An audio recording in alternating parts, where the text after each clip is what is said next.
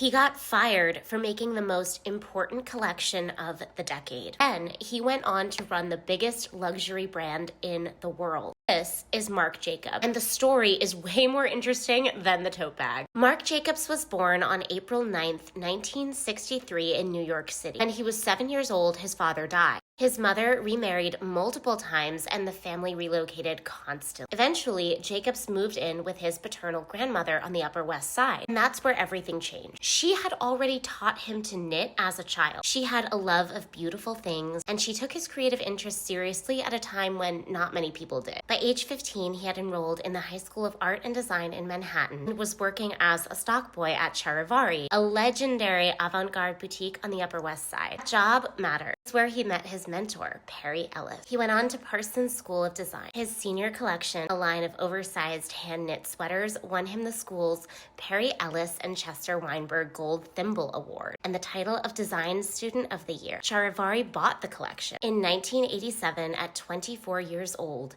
he became the youngest designer ever to receive the CFDA's Perry Ellis Award for New Fashion Talent. The record has stood. In 1988, Perry Ellis hired Jacobs as vice president of women's design. He did a few solid seasons, and then on November 3rd, 1992, he sent something down the runway that no one was prepared for. It was the grunge collection. At the time, Nirvana, Hole, and Sonic Youth were redefining music. Kids in Seattle were layering $2 thrift store flannels, oversized granny dresses, and unlaced Doc Martens. Not as a fashion statement, but out of necessity. Jacob saw something there, and he translated it for the runway. Silk versions of flannel shirts, cashmere thermals, floaty chiffon dresses worn with Doc Martens or satin Converse. Christy Turlington opened the show. Kate Moss and Kristen McNamee closed it in matching beanies. Sonic Youth was backstage shooting a music video. Women's Wear Daily dubbed him the guru of grunge. The CFDA gave him Women's Wear Designer of the Year. Perry Ellis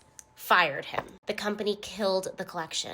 But here's the kicker. Vogue ran a full editorial in December 1992 called Grunge and Glory, shot by Stephen Meisel, styled by Grace Coddington, and featuring pieces from the collection. The industry had already moved on, but the collection had won. Jacobs sent the samples to Kurt Cobain and Courtney Love. Love later said they burned them. The grunge movement didn't want to be high fashion, but high fashion had already absorbed the grunge movement. After Perry Ellis, Jacobs and his longtime business partner, Robert Duffy, launched Marc Jacobs International Company, LP, in the fall of 1993. April 1994, Jacobs debuted his first full eponymous collection. Then, in